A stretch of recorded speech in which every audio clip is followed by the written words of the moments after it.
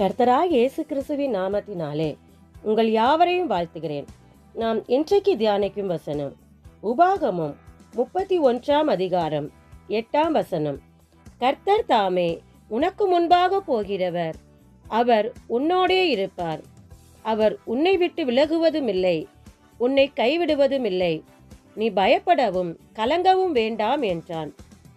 இந்த வசனத்தை நான் பார்க்கும்போது நாளைக்கு நமக்கு என்ன நடக்கும் என்று நாம் சில வேளைகளில் கவலைப்படுவோம்.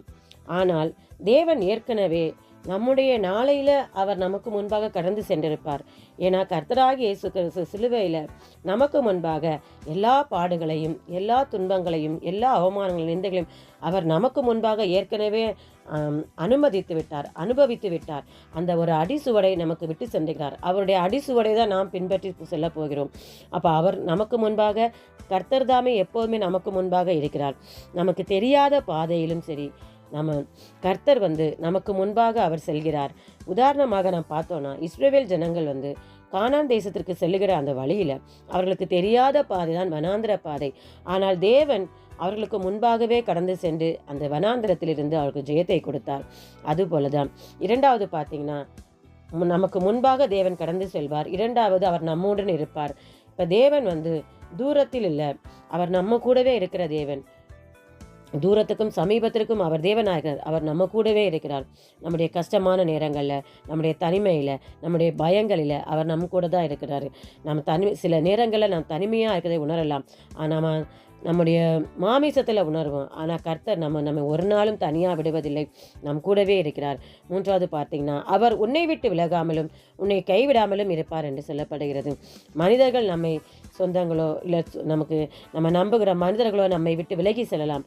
ஆனால் தேவன் ஒரு நாளும் நம்மை விட்டு விலகாதவர். அவர் நிலையானவர், அவர் மாறாதவர்.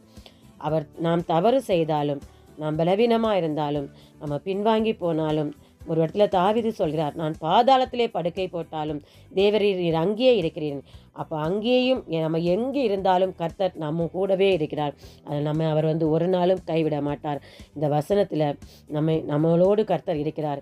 நான்காவதாக அவர் சொல்கிறது, நீ பயப்படாதே, பயப்படவும் செய்யாத, கலங்கவும் செய்யாத. இது நமக்கு கொடுக்குற ஒரு கட்டளைன்னு சொல்லலாம். அதாவது, நான் தான் உனக்கு முன்பாக போகிறேன், நான் உன்னோட இருக்கிறேன், நான் உன்னை விட்டு விலகுவதும் இல்லை, உன்னை கைவிடுவதும் இல்லை. அதுக்கப்புறமா நீ பயப்படவும் செய்யாத, கலங்கவும் செய்யாத என்று கர்த்தர் நமக்கு சொல்கிறார். அதாவது நம்முடைய பயங்கள், எதிர்காலம் பற்றிய சந்தேகங்கள், கலக்கங்கள், இது எல்லாவற்றையும் தேவன் என்ன சொல்கிறார்னா, நான் உன் கூடவே இருக்கிறேன், அதனால் நீ பயப்பட வேண்டாம், நீ கலங்க வேண்டாம் அப்படின்னு. இதை நாம் நம்முடைய வாழ்க்கையில் எப்படி பயன்படுத்த வேண்டும் என்றால், நம்முடைய எல்லா படிப்புகளும் சரி, வேலையிலும் சரி, எந்த ஒரு புதிய விஷயமா இருந்தாலும் நம்ம இந்த வசனத்தை, தேவனாகிய கர்த்தாவே நீர் எங்களுக்கு முன்பாக கடந்து சென்று எங்களோட கூட இருங்கன்னு சொல்லி நாம் அறிக்கை செய்து ஜெபம் செய்யும் போது தேவன் நம்மளோடு இருப்பதை நாம் உணர்ந்து கொள்ள முடியும். நமக்கு ஜெயத்தையும் தருவார். அவர் நம்மளோடு இருப்பார். நம்மை விட்டு விலகவும் மாட்டார், நம்மை கைவிடவும் மாட்டார். நாம் ஜெபிப்போமா? அன்பின் பரலோக பிதாவே, உம்மை நன்றியோடு துதிக்கிறோம், சோதரிக்கிறோம். தகப்பனே, இந்த வேளையிலும் தேவனாகிய கர்த்தாவே நீர் எங்களுக்கு முன்பாக சென்று எல்லா அடிசுவடுகளையும் தகப்பனே, நீர் அனுபவித்த அடிசுவடின் பாதையில் எங்களை வழிநடத்தி வருகிறீர் தகப்பனே. அப்பா, நாளை தினத்தில் நாங்கள் எதையும் குறித்து கவலைப்படாதபடிக்கு தேவன் எங்களுக்கு முன்பாக சென்று எங்களோடு கூட இருந்து எங்களை விட்டு விலகாமலும் எங்களை கைவிடாமலும் நீர் வழிநடத்துகிற கிருபைக்கை உம்மை நன்றியோடு சோதரிக்கிறோம். எங்களை தாழ்த்தி வெறுமையாக்குகிறோம். கர்த்தராகிய இயேசு கிறிஸ்துவின் நாமத்தில் ஜெபிக்கிறோம் நல்ல பிதாவே, ஆமேன். கர்த்தர் உங்களை ஆசீர்வதிப்பாராக.